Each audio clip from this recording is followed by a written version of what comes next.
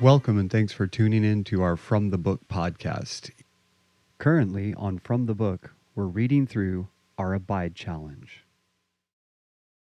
The Book of 1 Kings, Chapter 4.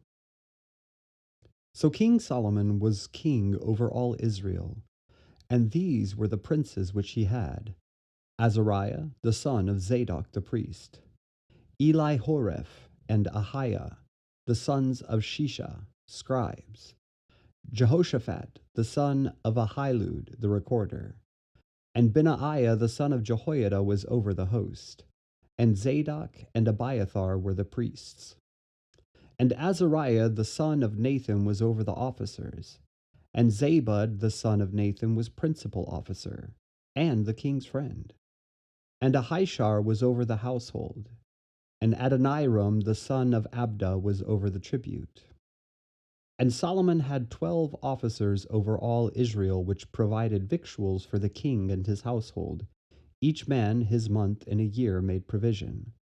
And these are their names: the son of Hur in Mount Ephraim, the son of Dakar in Makaz and in Sheal-Bim, and Bet-Shemesh, and Elon Bet-Hanan, the son of Hesed in Aruboth.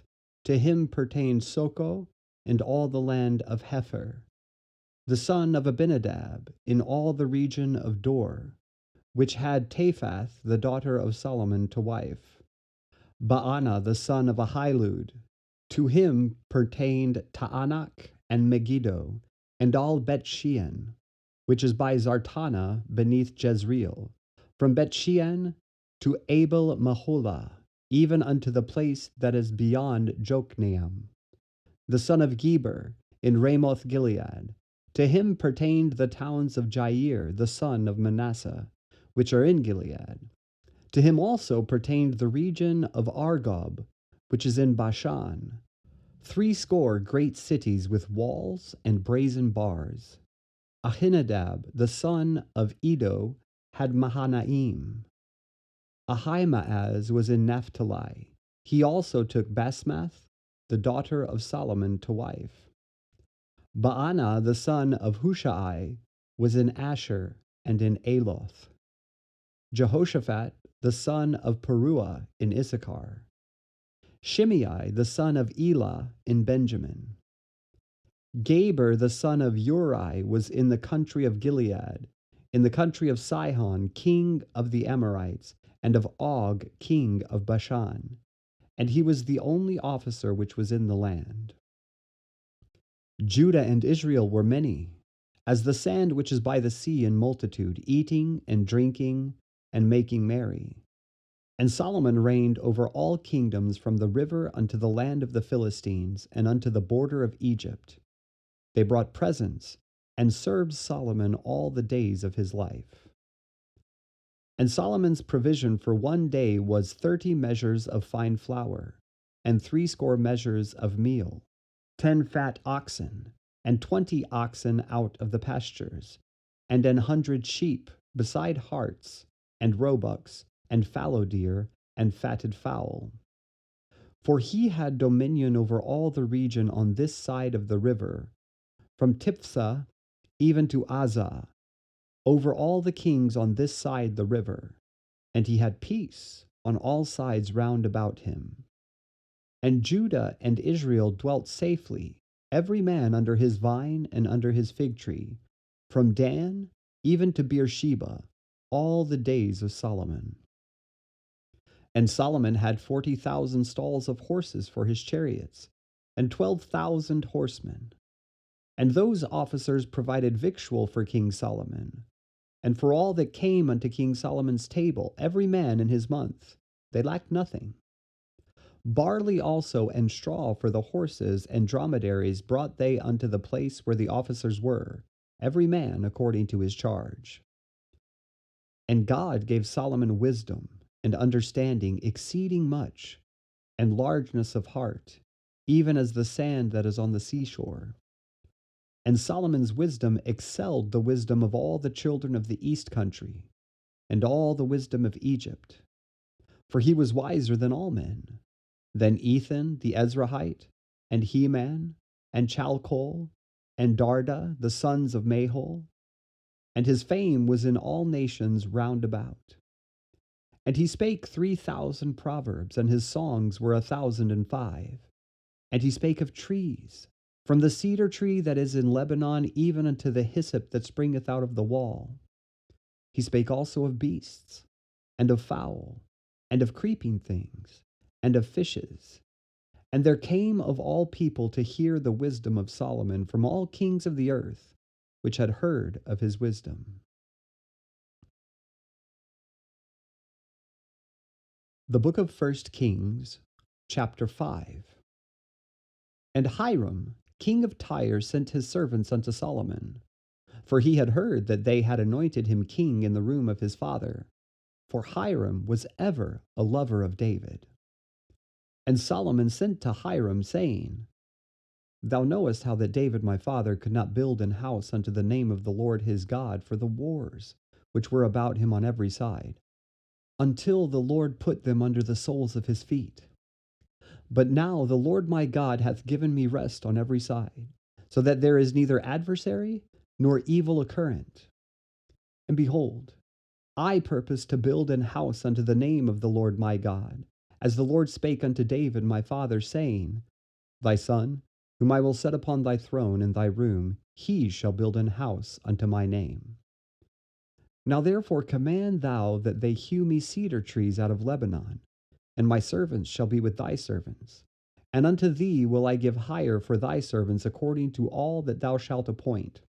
For thou knowest that there is not among us any that can skill to hew timber like unto the Sidonians. And it came to pass, when Hiram heard the words of Solomon, that he rejoiced greatly, and said, Blessed be the Lord this day, which hath given unto David a wise son over his great people. And Hiram sent to Solomon, saying, I have considered the things which thou sentest to me for, and I will do all thy desire concerning timber of cedar, and concerning timber of fir.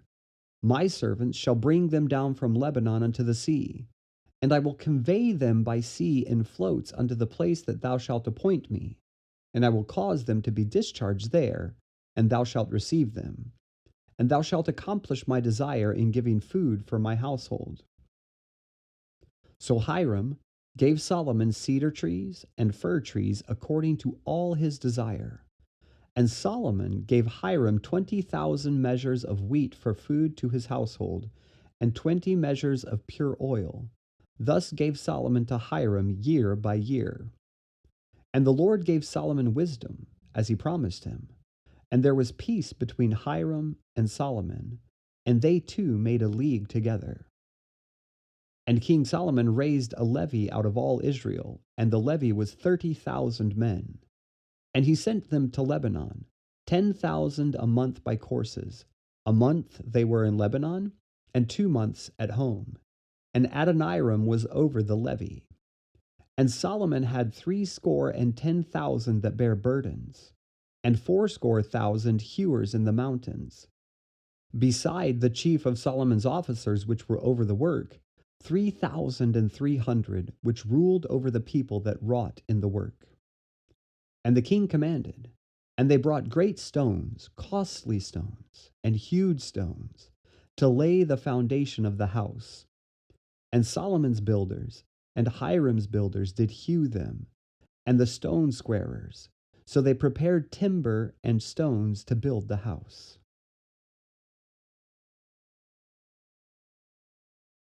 The book of 1 Kings, chapter 6. And it came to pass in the 480th year after the children of Israel were come out of the land of Egypt, in the 4th year of Solomon's reign over Israel, in the month Ziph, which is the 2nd month, that he began to build the house of the Lord. And the house which King Solomon built for the Lord, the length thereof was 80 cubits, and the breadth thereof 20 cubits, and the height thereof 30 cubits. And the porch before the temple of the house 20 cubits was the length thereof, according to the breadth of the house, and 10 cubits was the breadth thereof before the house. And for the house he made windows of narrow light. And against the wall of the house he built chambers round about, against the walls of the house round about, both of the temple and of the oracle, and he made chambers round about. The nethermost chamber was 5 cubits broad, and the middle was 6 cubits broad, and the third was 7 cubits broad. For without in the wall of the house he made narrowed rests round about, that the beams should not be fastened in the walls of the house. And the house, when it was in building, was built of stone made ready before it was brought thither, so that there was neither hammer, nor axe, nor any tool of iron heard in the house while it was in building. The door for the middle chamber was in the right side of the house, and they went up with winding stairs into the middle chamber, and out of the middle into the third. So he built the house, and finished it, and covered the house with beams and boards of cedar. And then he built chambers against all the house, 5 cubits high, and they rested on the house with timber of cedar. And the word of the Lord came to Solomon, saying, Concerning this house which thou art in building, if thou wilt walk in my statutes and execute my judgments, and keep all my commandments to walk in them, then will I perform my word with thee which I spake unto David thy father. And I will dwell among the children of Israel, and I will not forsake my people Israel. So Solomon built the house, and finished it. And he built the walls of the house within with boards of cedar, both the floor of the house, and the walls of the ceiling. And he covered them on the inside with wood, and covered the floor of the house with planks of fir. And he built 20 cubits on the sides of the house, both the floor and the walls with boards of cedar. He even built them for it within, even for the oracle, even for the most holy place. And the house, that is, the temple before it, was 40 cubits long. And the cedar of the house within was carved with knops and open flowers. All was cedar. There was no stone seen. And the oracle he prepared in the house within, to set there the ark of the covenant of the Lord. And the oracle in the forepart was 20 cubits in length, and 20 cubits in breadth, and 20 cubits in the height thereof. And he overlaid it with pure gold, and so covered the altar which was of cedar. So Solomon overlaid the house within with pure gold, and he made a partition by the chains of gold before the oracle, and he overlaid it with gold. And the whole house he overlaid with gold, until he had finished all the house. Also, the whole altar that was by the oracle he overlaid with gold. And within the oracle he made 2 cherubims of olive tree, each 10 cubits high. And 5 cubits was the one wing of the cherub, and 5 cubits the other wing of the cherub. From the uttermost part of the one wing unto the uttermost part of the other were 10 cubits. And the other cherub was 10 cubits. Both the cherubims were of one measure and one size. The height of the one cherub was 10 cubits, and so was it of the other cherub. And he set the cherubims within the inner house, and they stretched forth the wings of the cherubims, so that the wing of the one touched the wall, and the wing of the other cherub touched the other wall, and their wings touched one another in the midst of the house. And he overlaid the cherubims with gold. And he carved all the walls of the house round about with carved figures of cherubims, and palm trees, and open flowers within and without. And the floor of the house he overlaid with gold within and without. And for the entering of the oracle he made doors of olive tree. The lintel and side posts were a 5th part of the wall. The 2 doors also were of olive tree, and he carved upon them carvings of cherubims, and palm trees, and open flowers, and overlaid them with gold, and spread gold upon the cherubims, and upon the palm trees. So also made he for the door of the temple posts of olive tree, a 4th part of the wall. And the 2 doors were of fir tree, and the 2 leaves of the one door were folding, and the 2 leaves of the other door were folding. And he carved thereon cherubims and palm trees and open flowers, and covered them with gold fitted upon the carved work. And he built the inner court with 3 rows of hewed stone, and a row of cedar beams. In the 4th year was the foundation of the house of the Lord laid, in the month Ziph. And in the 11th year, in the month Bul, which is the 8th month, was the house finished throughout all the parts thereof, and according to all the fashion of it. So was he 7 years in building it. The Book of Psalms, chapter 81. Sing aloud unto God our strength.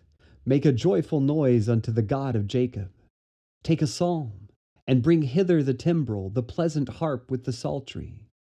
Blow up the trumpet in the new moon, in the time appointed on our solemn feast day.